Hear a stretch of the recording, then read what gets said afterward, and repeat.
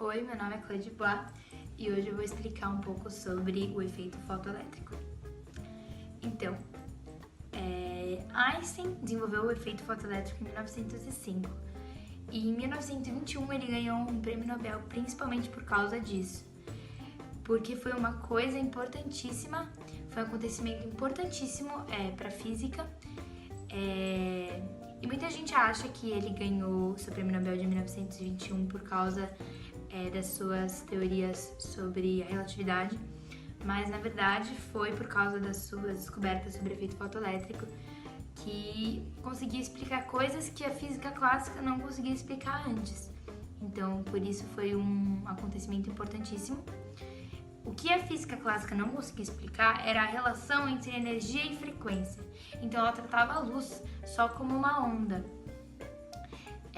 Por isso, o que Einstein disse foi que não só as trocas de energia e matéria são quantizadas, mas a luz em si tem energia, a luz em si tem pacotes de energia. Então, ele conseguiu explicar isso através de cálculos e principalmente dizendo que quando um fóton encontra com um elétron, ele entrega a sua energia para o elétron e é assim que um elétron é emitido.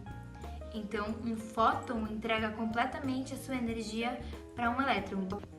Dessa forma, a frequência de corte depende que a energia que um fóton tem seja maior ou igual que a função trabalho do metal que vai emitir os elétrons.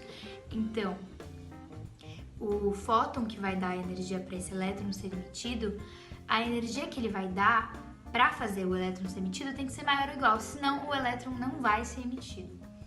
O que pode...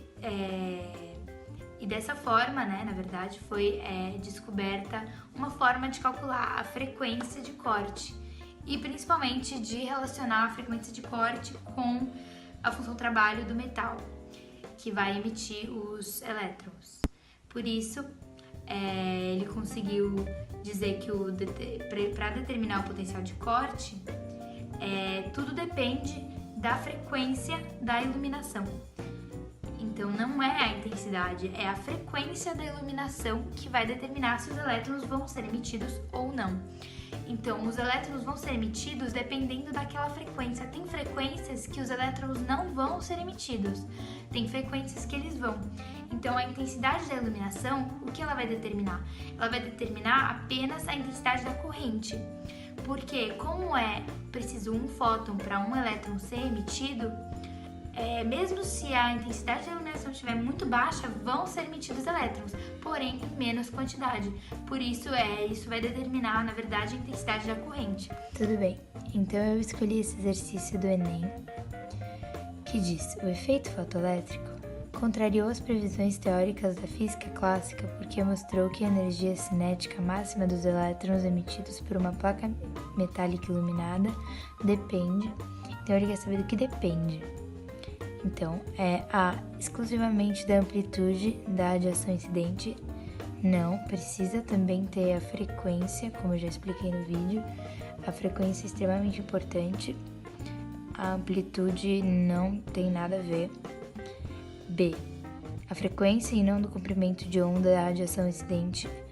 O comprimento de onda afeta, sim, e a frequência principalmente. Então, não tá certo, porque o comprimento de onda também afeta, então não é completamente sem esse. C. Da amplitude e não do comprimento de onda da radiação incidente. Não depende da amplitude, como eu já expliquei, e então já não é essa. D. Do comprimento de onda e não da frequência da radiação incidente. O comprimento de onda não é tão importante, e aqui já tá falando e não da frequência da radiação incidente, então tá errado. E o que sobrou foi o E, que é da frequência e não da amplitude da radiação incidente. Então é esse, porque fala da frequência e da amplitude da radiação incidente, e é o único que realmente combina com a pergunta. Então é isso, gente. O inglês Michael Faraday descobriu que a variação de um campo magnético está associada a uma corrente elétrica. Para obtê-la, basta mudar a posição do material. O inglês Michael Faraday descobriu que a variação de um campo magnético está associada a uma corrente elétrica. Para obtê-la, basta mudar a posição do material condutor ou alterar a posição do material que está associado a um campo magnético. Quando o condutor é um circuito fechado, como no caso de uma espira que se movimenta no interior de um campo magnético, teremos o surgimento de uma corrente elétrica nesse condutor, que se chama corrente induzida. A partir disso, surgiu o fluxo de indução ou fluxo magnético, que funciona da seguinte forma. Imagine as linhas de campo magnético atravessando a área A de uma superfície. Quando elevamos o número de linhas que atravessam essa superfície, aumentaremos o fluxo de indução. Da mesma forma, ao diminuirmos o número de linhas, também diminuiremos o fluxo de indução. A equação de Faraday pode ser escrita: a força eletromotriz induzida é igual a menos a variação do fluxo magnético sobre o intervalo de tempo. Ao estudar a lei de Faraday, o físico Lenz enunciou a lei que determina o sentido da corrente elétrica induzida numa espira. Ela afirma que a corrente elétrica induzida tem um sentido que se opõe à variação do fluxo das linhas de campo associadas a ela. Por meio dessa lei, Lenz diz que a força eletromotriz é igual ao negativo da variação do fluxo magnético no interior da espira, ou seja, essa lei especifica o sentido da força eletromotriz induzida. Neste caso, o sentido da corrente elétrica é anti-horária, para quando o norte do ímã se aproxima da espira ou conjunto de espiras.